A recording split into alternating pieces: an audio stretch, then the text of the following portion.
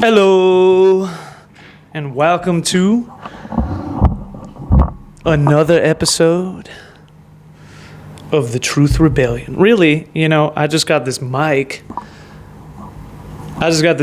So as a result of it, I'm like recording so many episodes and so much video because I'm just so happy that I got the mic that I can't stop using the mic because I'm so excited that I have it. And now I'm recording so much video and so much content that like I'm running out of places to store it. Like the whole internal hard drive is completely filled, and my SD card is now completely filled and is running out of place. And like now I'm making this one, and I had to delete some stuff just so I could fit this one on there. And it's like, I really just gotta edit the crap out of all this. That's what really gets on my nerves, bro. I'm not gonna lie, it's so annoying. But it wouldn't get on my nerves that much if I had like a proper place to store everything and, work it around like a tight schedule. Like take this amount of time in this space over here, and that's pure for editing, and put that over there. And then recording is purely over there, whatever it is. And eventually I will probably do something like that, probably because I have to, probably out of necessity, you know what I mean? Not even just because you want to, but kind of like you have to. And it doesn't bother me that much, but usually I tend to record and then edit and then post and then record, edit, and post, right?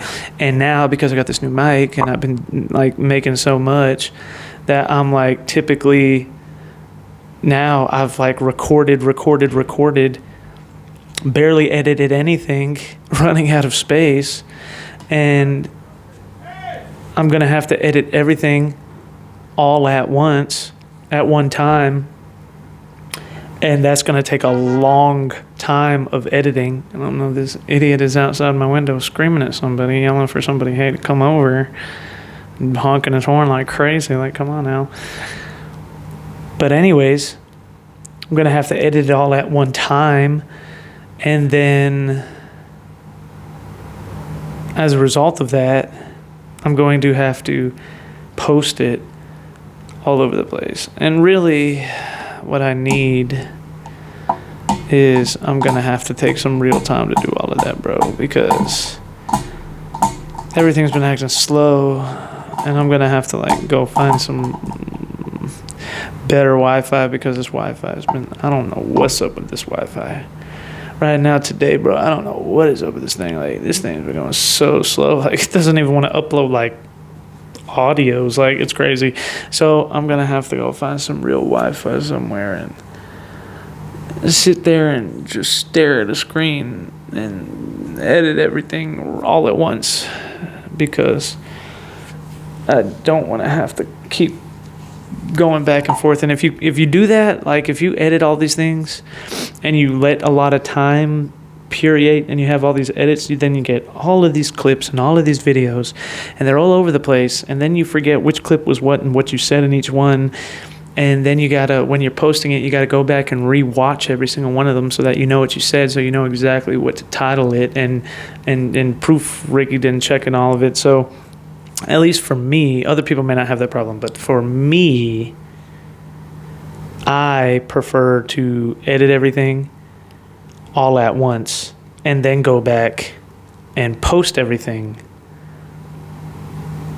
Well, maybe not post everything all at once, but edit everything all at once, and then divide them up into folders so I know what each one of them is.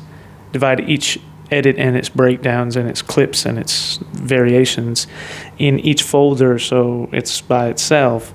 And then when I post it, go, and I know as soon as I open this folder, I don't got to go anywhere else to find anything else in it. Everything that's supposed to be there is in there, and all I got to do is go through and post what to where it needs to go, right? You have to be organized like that, because if you don't, then you'll be like, it's just crazy, bro. You'll be throwing clips up together that make no sense, that have nothing to do with each other, and it'll be like bouncing around, and it's like, what is he even talking about? And then like titles don't even mix with the things 444, and it gets confusing, but it'll be okay. We're just really gonna have to do all of that. So, I need to buy, like, a new computer, actually, for sure. And, like, some other things. But it's okay. We'll do it all. It'll all be there eventually, broski. But anyways, so, like,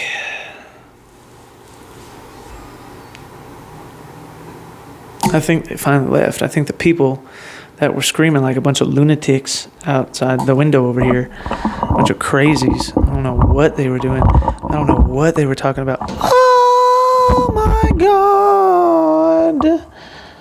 Of course, just like I said, if it can go wrong, it will go wrong. Oh my God. Oh my goodness gracious. Probably have to edit that out. Okay, everybody. Hello. Welcome back. What you didn't see is that the camera fell in the middle of me talking about how if it can go wrong, it will go wrong. Everything goes wrong if it can. The camera fell, and because it could go wrong, it did. Crazy. In fact, actually, in rocket science, because I took aerospace when I was in school, and they actually teach you, like, one of the most famous quotes ever in the scientific world is that if it can go wrong, it will go wrong, right? And that's the funniest thing about the science world is they have all these, it's like an inside joke inside the scientific community. We have all these basically inside jokes of the fact that everything sounds like it's a super long, crazy, complicated name, but then when you really get down to the basis of it, the real most complex things are answered with the simplest terms and words, like if it can go wrong, it will go wrong. Or like, what causes a plane to fly?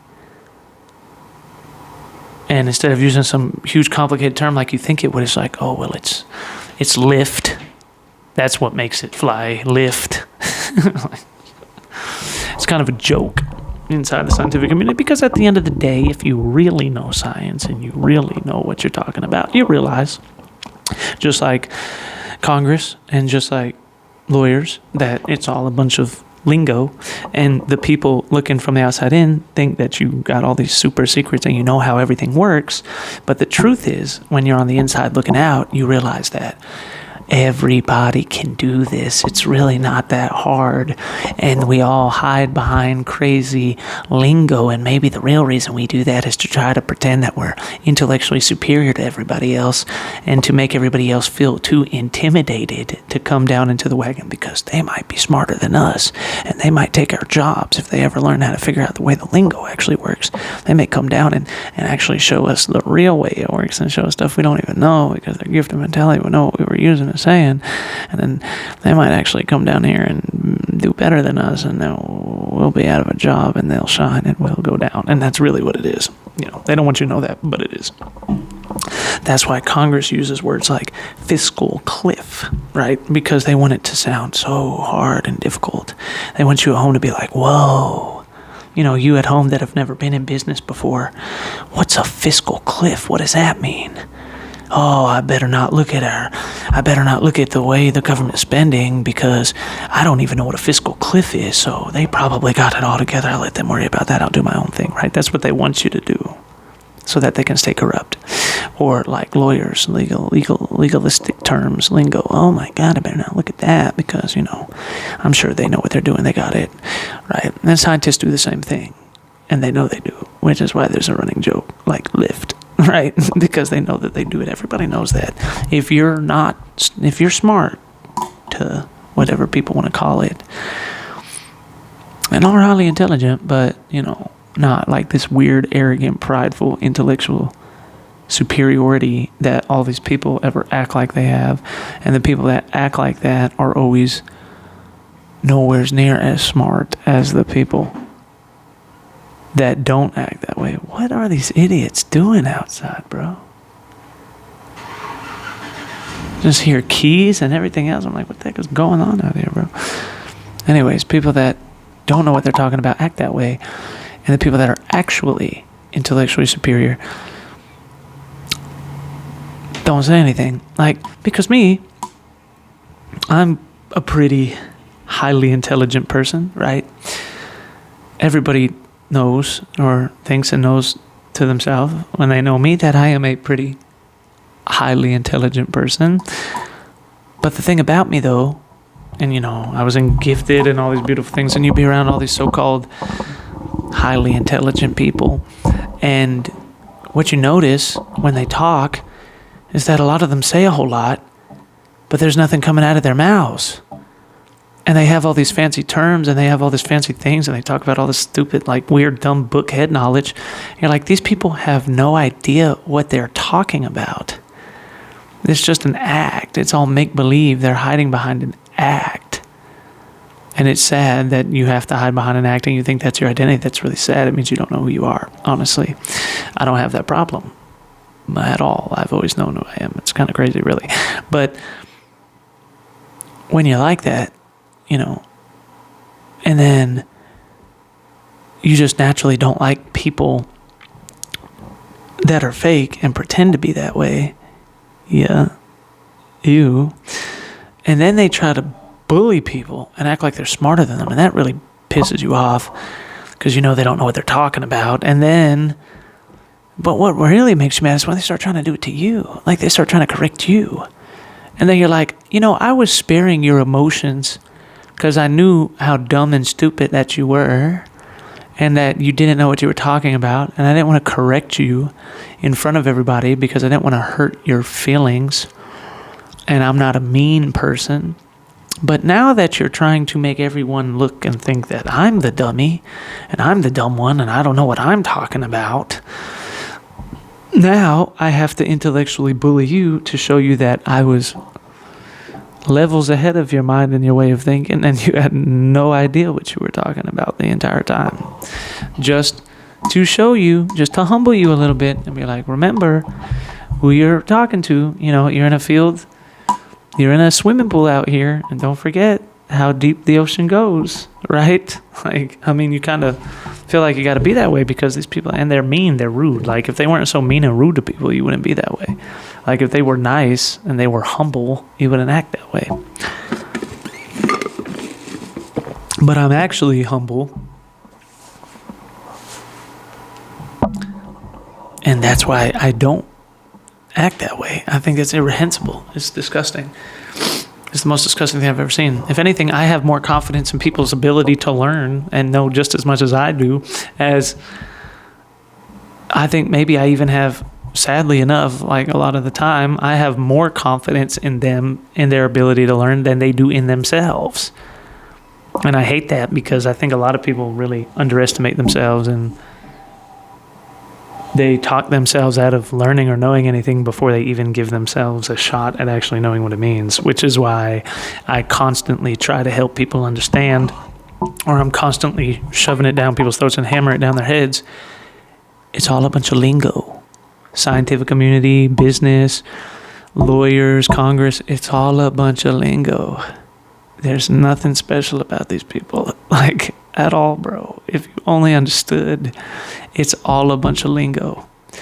And if you can dedicate yourself to, it's like vocabulary. If you can dedicate yourself to going out and investigating what every single term means and what the vocabulary behind it is, if you can discipline yourself long enough to do that, because you're not going to want to do it because it's almost like reading a different language or something. Like, I don't want to read this. But if you can discipline yourself long enough, it doesn't take that long to do it, then you'll start realizing that everybody here has no idea what they're talking about. Because when you learn the lingo, then when they talk, you realize that doesn't make any sense, right? Like, now that I know, it's just like football or anything else, right? Like, if you don't know football, then you don't know what a line of scrimmage is. You don't know what a quarterback is. You don't know what a halfback is. You don't know what these terms mean. Wide receiver, what is that? What is a shotgun? What is that? You don't know what these terms mean. What's a flea flicker? You don't know what that is. What is that? What's a dime play? What is that? How do you spread a defense? What does that mean? If you don't know football, you don't know what that means. What's a linebacker? What's a safety? What's the difference between a free safety and a strong safety? You don't know these things. And so if I'm talking to you, right, lingo terms, and you don't know these terms, and I say to you, okay, what's going to happen is I'm going to snap the ball off of the line of scrimmage, and I'm going to fake hand it off to my running back while my line is protecting me, and my tight end on the end of the line, he's going to block for a short time, but then he's going to take off and run a slant route to the outside right, and I'm going to do a short to medium pass to him on the outside right. So because of that, what I need you to do is, since you're a fullback, I want you to run in front of my running back and block for him so that it looks like he's really carrying the ball, right? So if I try to explain that to you and you don't know anything about football, is what is a tight end? What is a slant route to the outside? What does any of that mean? Does that mean you're stupid or that you're an idiot? No. Does that mean that you don't possess the ability to run that route? Absolutely not. Is that what it means? Absolutely not.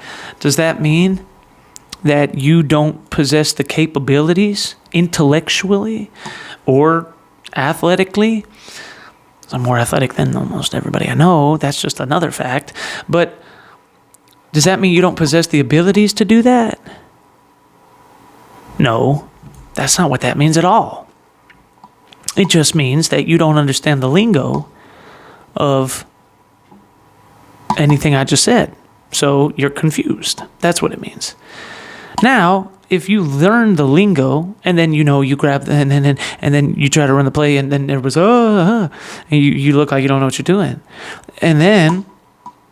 But if you learn the lingo and you learn, okay, the tight end is on the outside of the line and he also duels as a wide receiver, and a slant route is literally a route is what a wide receiver, it's the pathway that they predeterminedly run on before a play is called, and a slant literally means slanted, so he's going to run in a slant to the outside right, probably maybe inside the numbers, but outside the numbers before he goes out of bounds.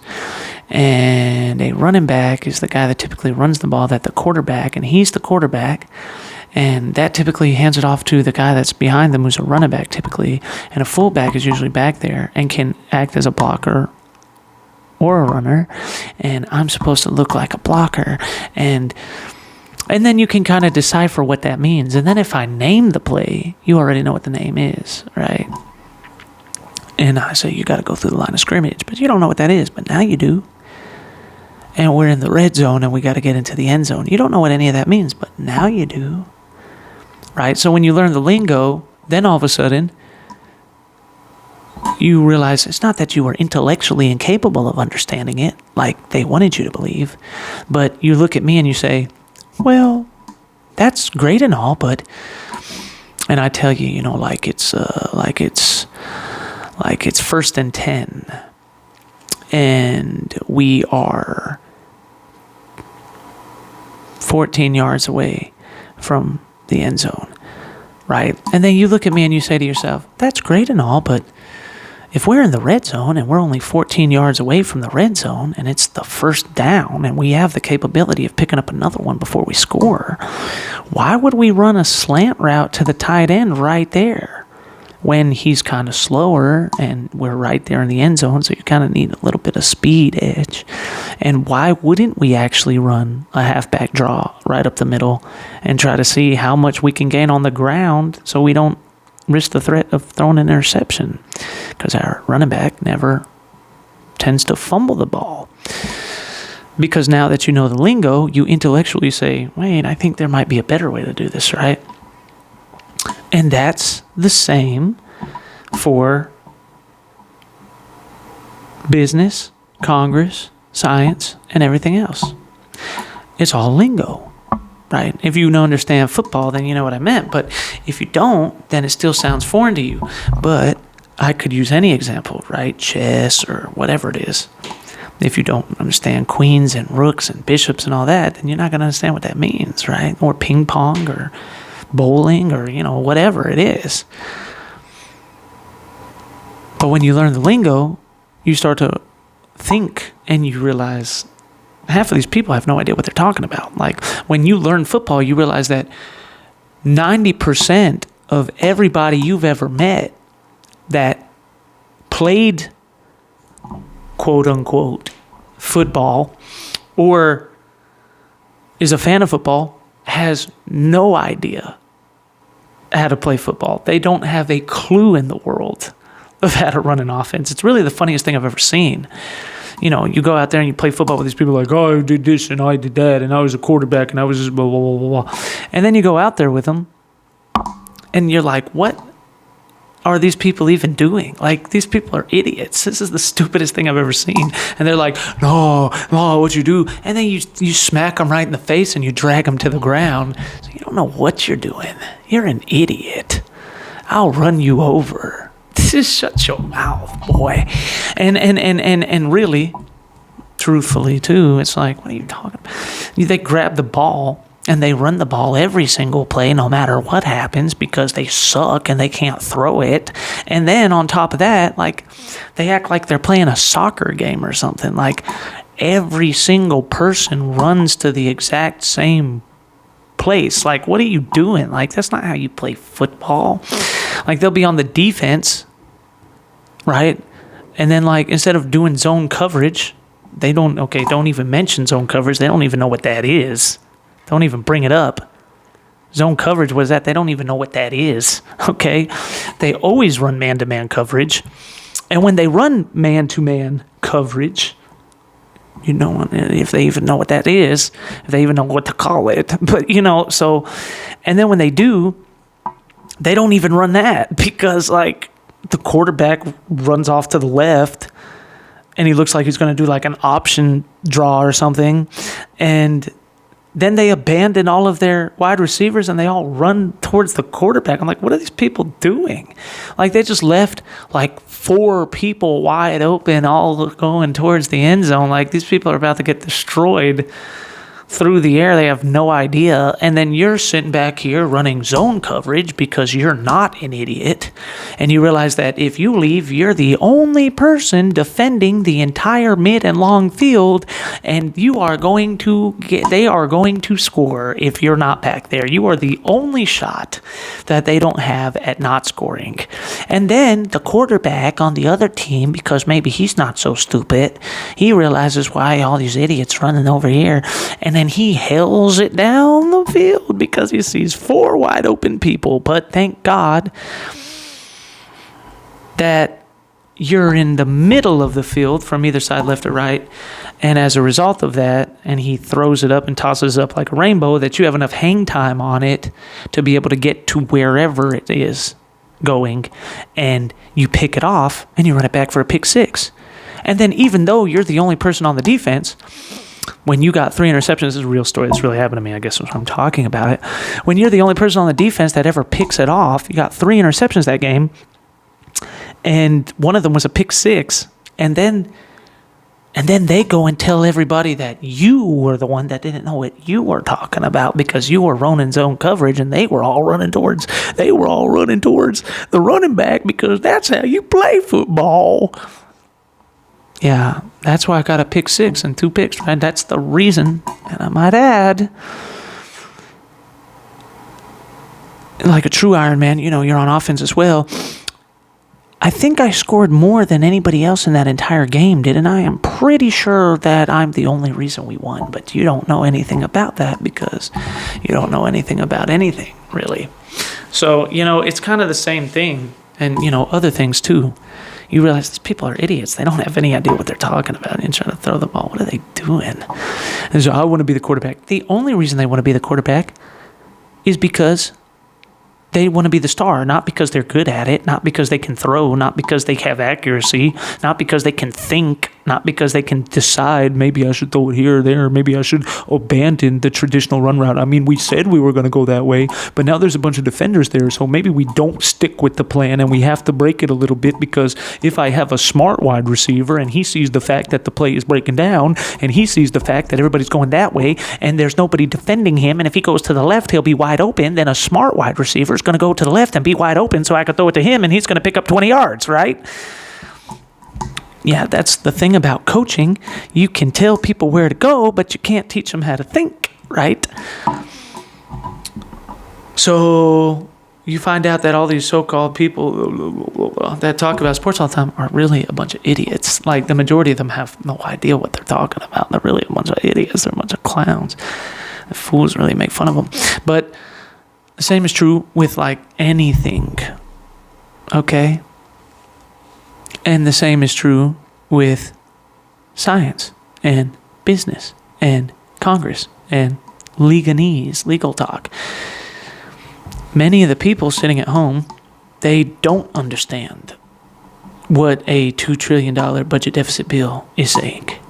And that's because it's specifically written on purpose for you, the person at home, to not understand what it says. They do that on purpose because they don't want you to understand. They want you to look at that and think it's written in a different language and fool you into thinking that they're not the idiot that never runs zone coverage and never gets any picks. They want you to think they're not the idiot that never changes the play and sticks to it and then it gets picked off because they don't know how to throw it to a wide open person. They want you to think that they're not the idiot that has the football IQ of a goldfish and is the dumbest person on the face of the field, but has tried to convince everybody that they're not retarded, right? That's what they want. They don't want you to figure that out.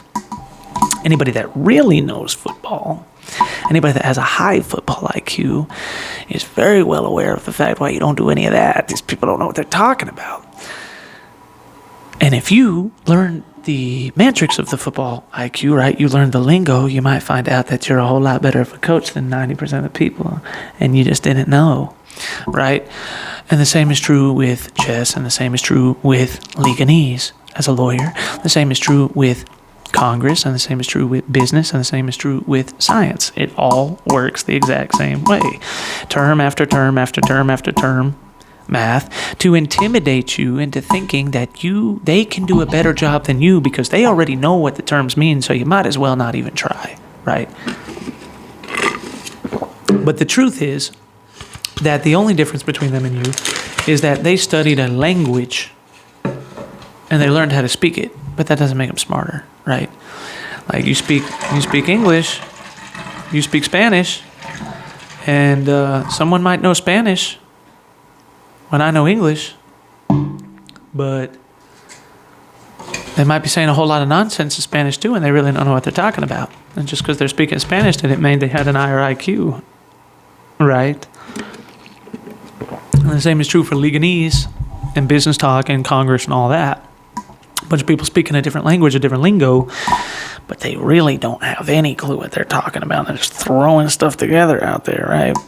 And then you have certain people that do know what they're talking about, but, they always get attacked by the opposite side for, they don't know what they're talking about. And the debate will always be, and it will never stop, and it will always continue. If you are going to be in politics, if you're going to be a congressman or a senator or governor or whatever it is, most normal people don't want to get involved in that, because they're very well aware of the fact about what I'm about to say is that you will be attacked, and there will never be a unanimous president that everybody and anybody likes. That will never happen. No matter who you are, whatever you are, it does not matter.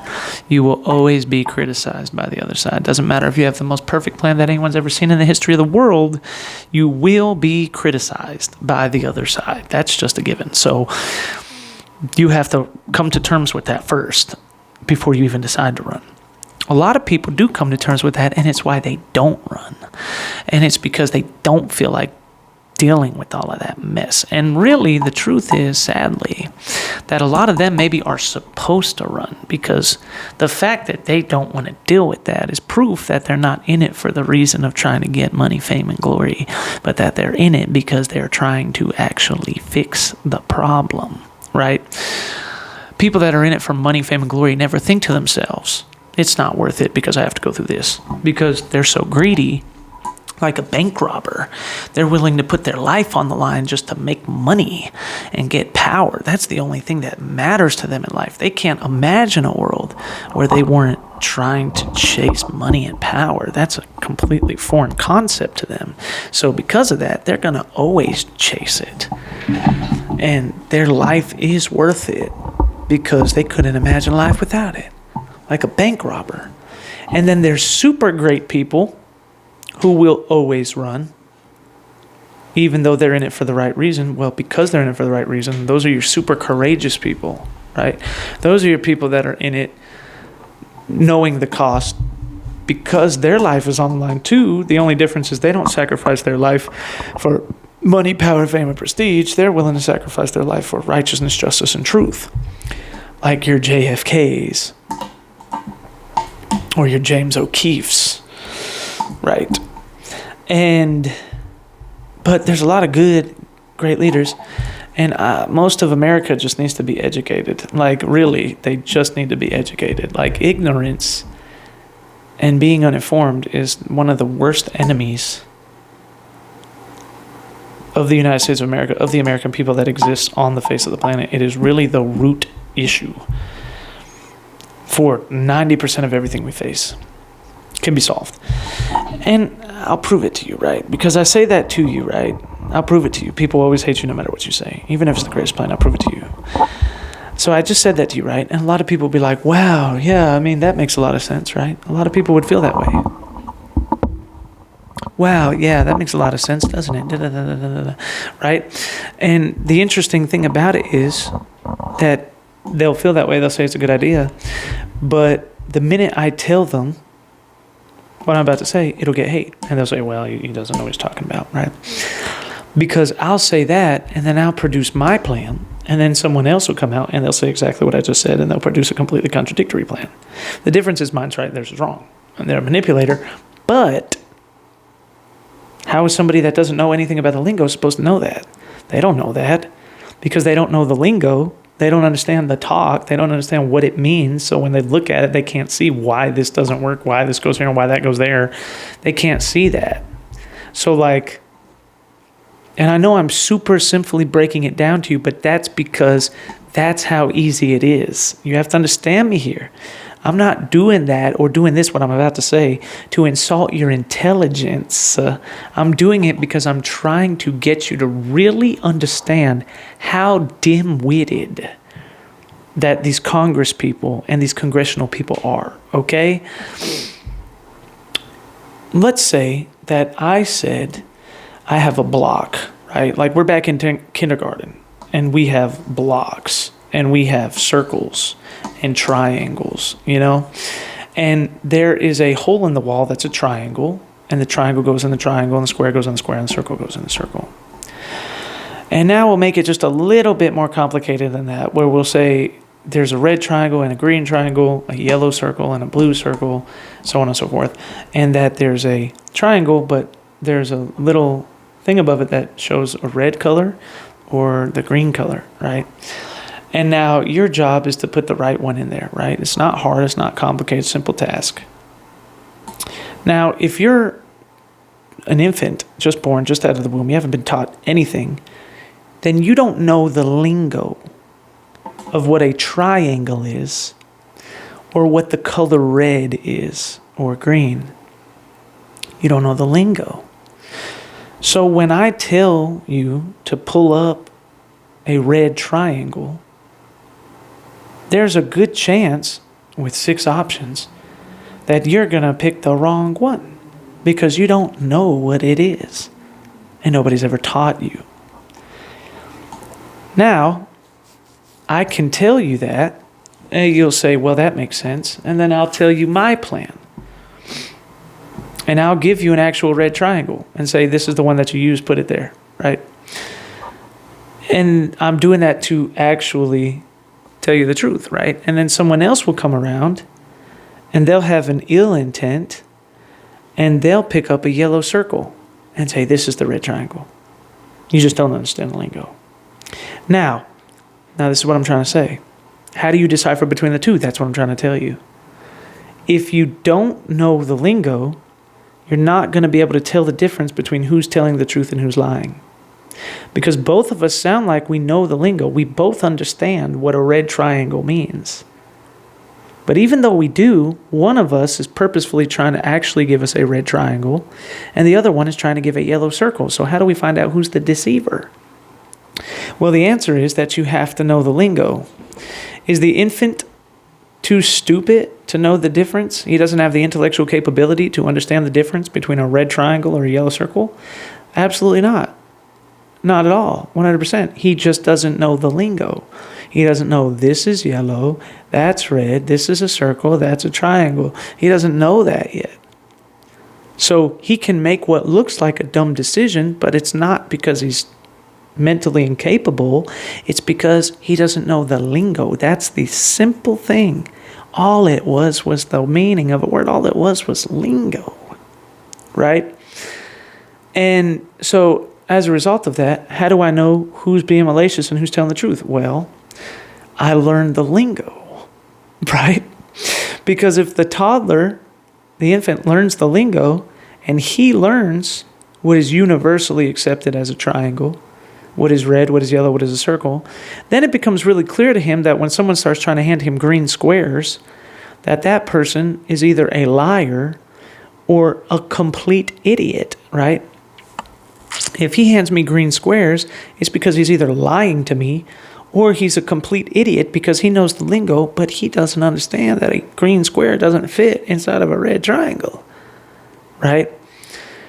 And that's what it is. So when you learn the lingo, you become very aware that it's not that nobody knows how to fix the problem. It's just that one side is telling the truth, the other side is lying, and they both know the lingo, so I can't decipher which one is telling me the truth and which one isn't. But when I learn it, it becomes blatantly obvious that there's nobody that knows the lingo that is dumb enough to make this choice, okay? Now, that's what I say with this. When I tell you the perfect economical plan for the United States of America is capitalism, right? When I tell you that, and that's the truth.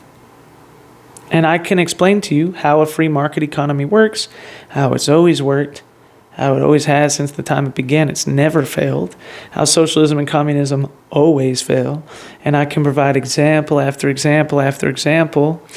And when someone says, name a successful capitalistic country, I say, oh, it's really easy. The United States of America, the greatest economy in world history, right? Or I can provide example after example of socialist nations that were third world countries, like Singapore, that became capitalist countries and became first world countries in a matter of a decade, from mud huts to skyscrapers, like Singapore, who are now first world countries. And I can give flip examples of very prosperous countries that were capitalist, like Venezuela, that became socialist trash-eating hellholes when they became socialist countries, like Venezuela or Cuba. And I could do that all day. And then I could give you examples of capitalists that have always been capitalist and prosper as a result, like the United States, and socialist countries that always fail because they turn into tyranny, or have economically collapsed, like the Soviet Union, or have turned into a tyrannical government like Communist China that relies on trade deals with capitalist countries, or they wouldn't be able to survive economically, like Communist China. And I could also give to you examples of how socialism and communism have killed over 100 million people in the last 100 years, that they're directly connected to atheism, and therefore atheists have killed more people on the planet than religion ever has, but from Joseph Stalin to Mao and so on and so forth. And I can show you that there's no such thing as democratic socialism, because it always turns into tyranny. The elections are always rigged. And I can show you that the most socialistic, the biggest arguments for socialism in the modern day sense are like Norway and Finland and all of those countries in Europe that they try to say are proved examples of socialism. And I can show you that America pays for the entire military of those countries, that NATO provides all of the military for those countries, so they don't have to pay for their own military. They're relying on the prosperity of a capitalist nation, the United States of America, that has become so prosperous because of capitalism that they have more than enough not just to have the largest military in the entire world, but to go and pay for all of the militaries of all the countries in Europe as well. And it's because Finland and all these countries don't have to pay a military that they can even be sustaining. And I could tell you that they have a 100% sales tax, meaning that if a coffee is $4, it's $8 there. If you want to buy a basketball for $10 there, it would be $20. If you have a $15 meal here at Wendy's, then it's a $30 meal there. If you want to buy a $10,000 car, it's at $20,000. If you want to buy a $500,000 house, there you spend $1 million on it because they have a 100% sales tax. And I could go into all these things all day.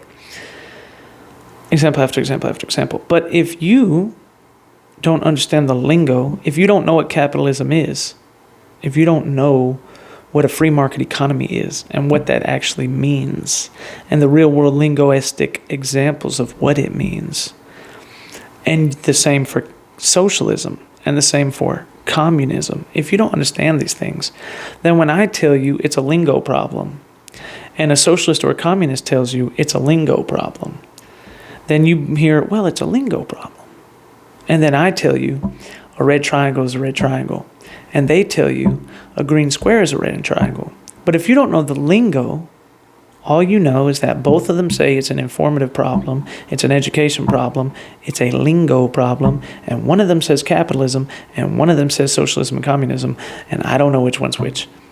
The only way for you to get educated on that subject, and I'm telling you this, and now, the thing is, because of a lot of socialists and communists, you won't even listen to what I say because I told you I was a capitalist. You were with me all the way up until the point you heard capitalist. And is that not a brainwashing? Is that not brainwashing? So, what I'm telling you as a human to human being, study economics. Now, economics are unbiased. It's all about numbers. It's all about money, and it's straight down the middle. Right? They talk about communism, socialism, and capitalism. Talks about everything. Straight down the middle. But the reason why I tell you to study economics is because that's the lingo. If you study economics, you will learn the lingo of what all the terms, micro and macroeconomics, you'll learn what all the terms of capitalism and everything that's inside of them is, socialism, everything inside of them, communism, everything inside of them. And when you do that, I'm just letting you know now that when you really actually study economics for what they are, it's no different than you studying colors and shapes, and then you learn that a red triangle is in fact a red triangle. And then you'll look at a socialist that says it's a yellow circle, or a communist that says it's a green square, and the very thought you will have in your head is the only way that this person thinks that that is true is, one, they don't know the lingo. That's called ignorance. Those people can be forgiven.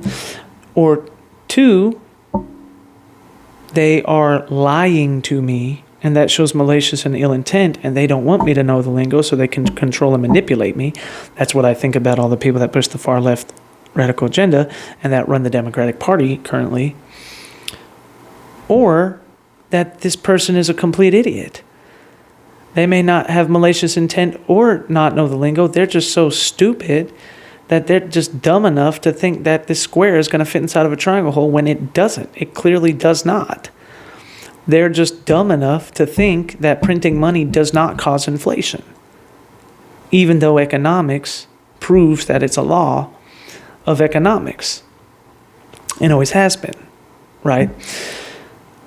That's what I'm trying to say. So you have to learn the lingo for your own sake. So that way you don't have to come to Joshua and ask him what something means and get his viewpoint and hear everything that you are afraid might be filtered through his free market capitalist mind.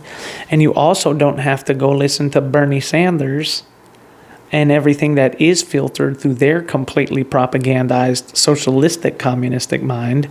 And you can learn all of the lingo yourself. And I am confident enough that when you learn all the lingo yourself and all the economics, it becomes blatantly clear that communism and socialism don't work and have never worked, and capitalism is the only economic system that has ever produced prosperity for your average everyday citizen.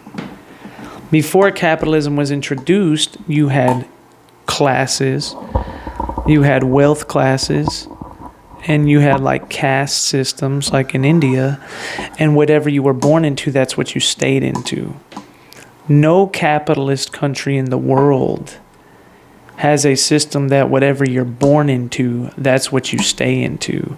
Capitalism destroyed the caste class definition system of birth. It destroyed that and turned it into, you could be poor, you could be born poor and become a multi-billionaire. And you could be born a multi-billionaire and go flat broke. That's what capitalism did. Socialism did not do that. Communism did not do that. What socialism and communism did was that it replaced this is really what it did. And this is the horror and the evil behind socialism and communism. What it essentially did was that it replaced a in-your-face caste system where you knew wherever you were born, that's where you stayed, and there's no difference. It replaced that caste class system that Karl Marx pretends to speak out against, and it replaced it with a subliminal, under the radar caste class system. All it did was it pretended that it was taking away the caste class system and just reinstated it in a different form, to where now it was all the people that were born into the political ruling family and all of their advisors and their politicians and the head of their armies and the head of their organizations that were on their side with undying loyalty. They were all the upper rich class, and everybody else was the lower class. Completely got rid of the middle class and made it either ultra rich or ultra poor. That's what socialism did. That's what communism did. And that's true and seen in every single socialistic and communistic society since the dawn of time. It's a constant reoccurring law of socialism and communism. Now, as a result of that, socialists and communists will say, that's not true. See, because you don't see any wealthy people. Joseph Stalin was broke. Mao doesn't have any money. President Xi is rolling around in pig slop. Fidel Castro is eating trash in the streets with the people. Kim Jong-un is homeless. Because it never created a class system. It never created a caste system. You can be born outside of their inner circle and get rich. Or if you're born inside their inner circle, you're gonna wind up eating trash in the streets.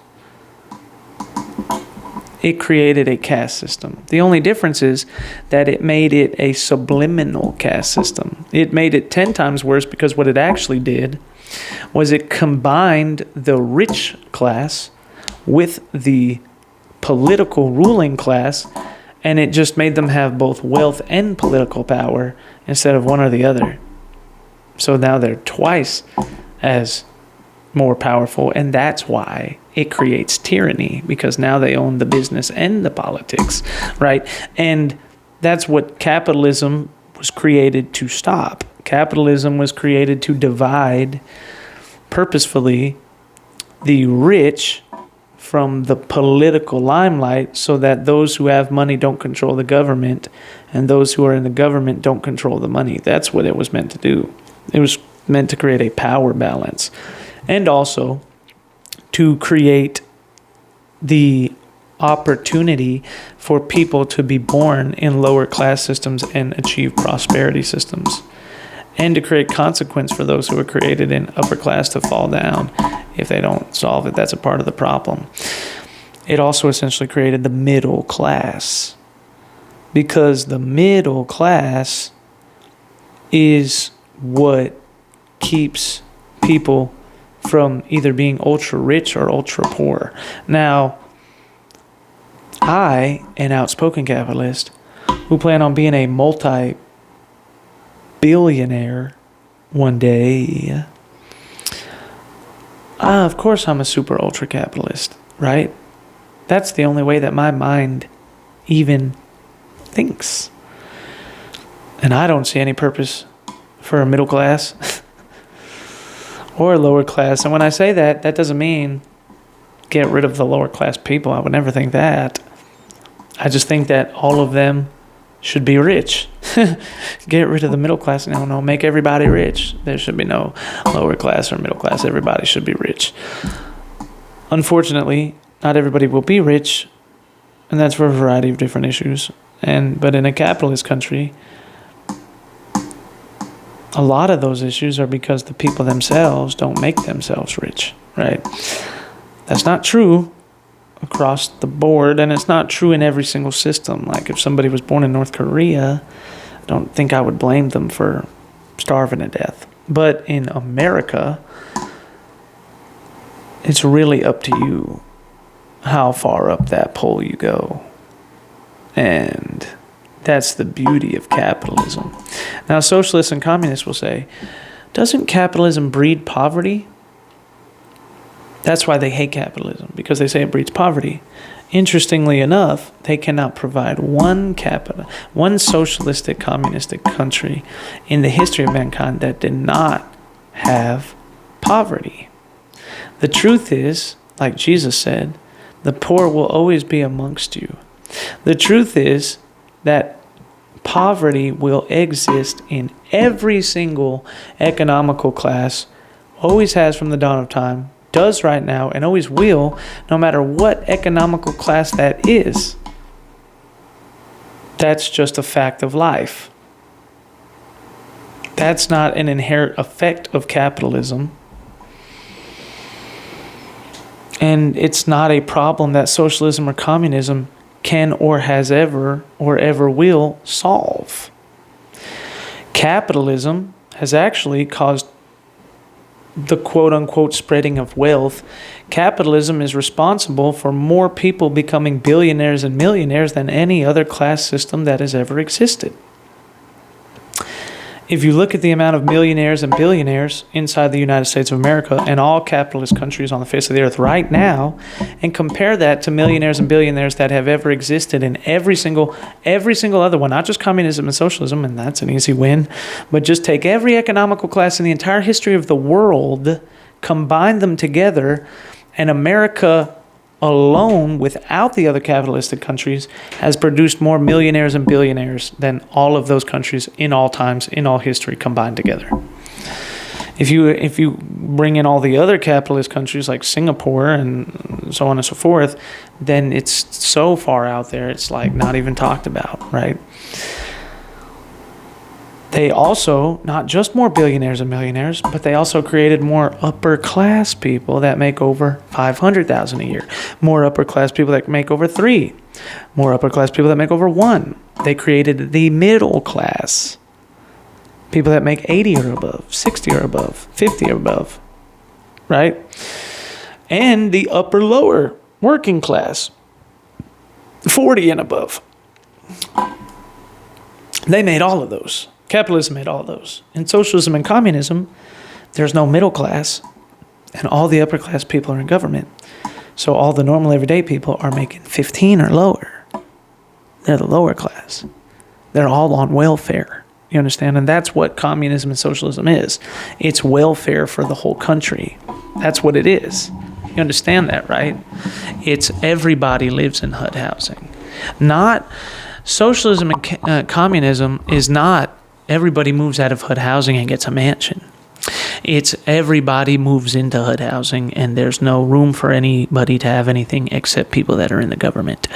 It's everybody gets food stamps. but they get no money to buy food. So they're limited to however much food the government decides to give them that month. It's that everybody gets health care, but they don't get professional health care where they're in and out of the hospital, they see someone at the emergency room in 30 minutes or less, but they get VA, which is government-run health care. Health care where they sit on a waiting list for 15 years and never see anybody, right? And they get government-ran education, which are essentially indoctrination camps. Okay, so let me explain something to you, right, real quick. A lot of people will say, Canada's healthcare system is superior because they have free healthcare. Actual facts also, Canada is bankrupt because they have free healthcare. They're in the hole because of their free healthcare. They are absolutely bankrupted as a result of that free healthcare. Secondly, the average wait room in Canada for the emergency room is well over an hour and a half. It's up to 2 or 3 days in some places. Actually, most people in Canada, if they live near the American border, if they have an actual serious problem where it's a life or death situation, they need to be seen right away, they will drive south of the border and go to an American hospital because they know it'll only take an hour and a half to be seen, because that's what free healthcare does. It becomes inferior healthcare. Just like the VA, because it's government ran and everything the government touches turns to crap, right? And that's just the truth. And then they'll say free education. Yeah. Well, the reason why we're even having a debate about HB1 visas, and the reason why we're even talking about foreign exchange students coming from all over the world to the United States of America, is because America, world-renownedly, has superior universities to the entire world. You realize that, right? And they're all private ones. You know, Harvard and Princeton and Yale and all of those places, which... maybe if you're a little bit smarter than the average bear, you think that they're all running on hot air anyways, and they're all filled with a bunch of dummies, because they really are. But by the world standard, those are the top universities, supposedly. And they're all privatized universities, right? All the people want to leave the public universities, the free ones in their countries, to come and take the private ones and spend money on ours, because they think that ours are better, because that's what happens with public education, right? And then they'll say, well, that's just because they know America's is better. Why? Because America's more prosperous and the center of everything. Correct. Now explain to me again, why would you want to abandon an economical system that turned America into the richest country on the face of the earth?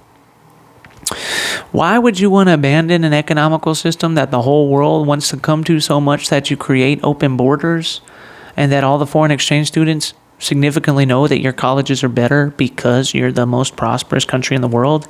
You have the biggest military in the world because you are so prosperous. The entire world does what you say because you are so prosperous. You are that superpower, and you did it in a shorter amount of time and period than any other country's ever done it in the history of the world. Why would you think that it's a good idea to abandon the economical system that turned you into that?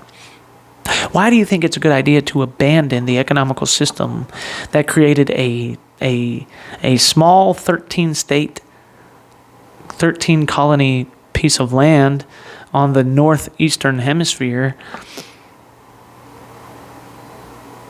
ocean of the United States in 300 years into the number one world dominating superpower empire that dominates the entire world politically, and militarily, and economically?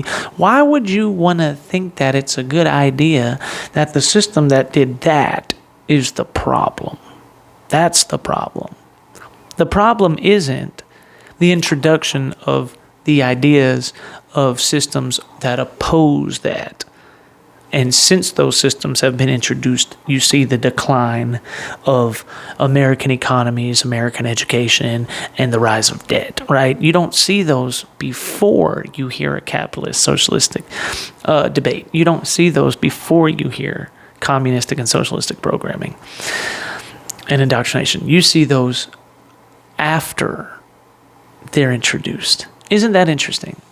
And why would you want to choose the thing to replace it as the economy that caused the USSR to fall economically?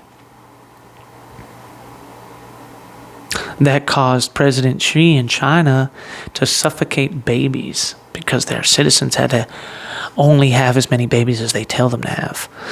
That caused Cubans to eat trash out of the streets, and they all came to Miami, and now Florida votes red every single election.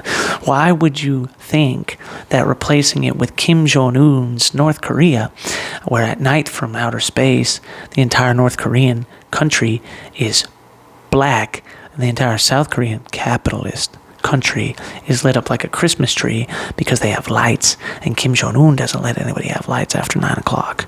Only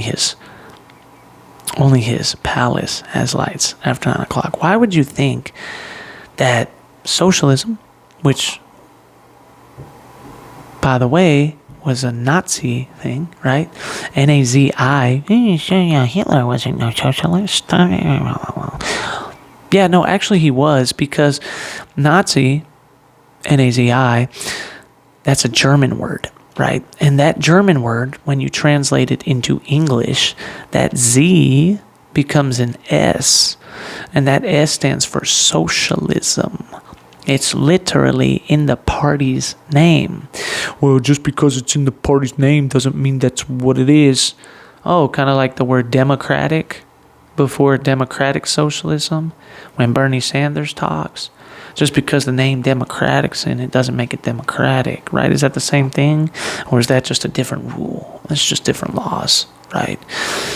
But actually, Nazi Germany was in fact socialistic, because if you study Adolf Hitler and what he did when he came to power, he took control of the privatized economical factories and forced them to do what he wanted them to do, which, by the way, if you didn't know, is the express definition of socialism. He was a socialist. The more you know. Crazy. He actually came from the left wing. You know, it's called the German Workers' Party. That word you get, workers. It's the same word that they used with the Democrat Workers' Party, right? Because it comes from the left wing. Adolf Hitler was a left wing person. He's a left wing guy. And so fascist, blah, blah, blah, blah, blah, blah, blah, blah, blah. Fascist is a political ideology. Socialist is an economical ideology. You can have both of those present at the same time. You realize that, right? That's why America is a democratic republic, constitutional democratic republic, but they have a economical system called capitalism, right? And really, on top of that, you know, because, you know, people call America a democracy, and other people are like, it's not a democracy, it's a republic. We have to call it a republic. Okay, listen to me. The reason why they call it a democracy is, you know as well as I do, that that's because we vote.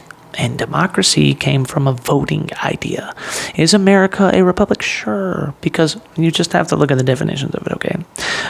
Let's just break this down real quick. No country from the history of time, no empire fits into a true democracy, true republic, true any type of ideological narrative. All of them are overlaying mixtures of each other because they're their own thing every single time in time, okay? So when you look at the definitions of a republic, the definition of republic is where a small group of people rules over the majority of the people. Okay, that's a republic. And a democracy, in its truest form, is that the people vote on every single issue that ever comes up. Okay, that's a democracy. Now, America has versions of democracy and the republic. We are a republic in the sense that we have a Congress, a small group of people that rules over a large group of people. But democracy in the sense that we vote for people. So, more accurately, we are a democratic republic, right? That's what I would call us, a democratic republic. And that's where you get that word Democrat from democratic, right? And that's where you get that word republic in from republic, right? So we're a democratic republic with a constitution. We're a constitutional democratic republic. I mean, that's what I would call it. It doesn't really matter what you call it because, like, you know, these are just words and terms that are thrown out there and they change as every year goes by, right? But I would call it a democratic republic because I wouldn't call it just a republic because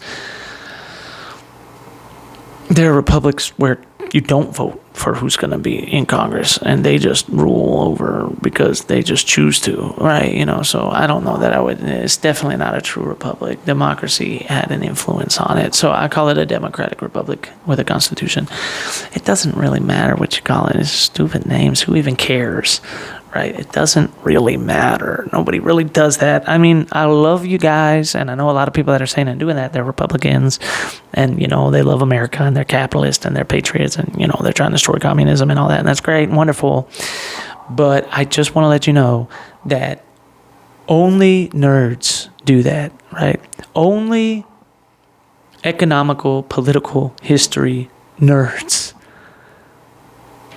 buffs and nerds do that, right? And that's okay. There's nothing wrong with that. That's not an insult. I'm just saying, like, you know, if you're a political, economical history nerd, you know, you just know if you are. I don't think that I would ever call myself one of those because it's hard for me to sit there and study every single thing that has to do with politics around the clock like that. But some people are like that, and there's nothing wrong with that. It's not an insult.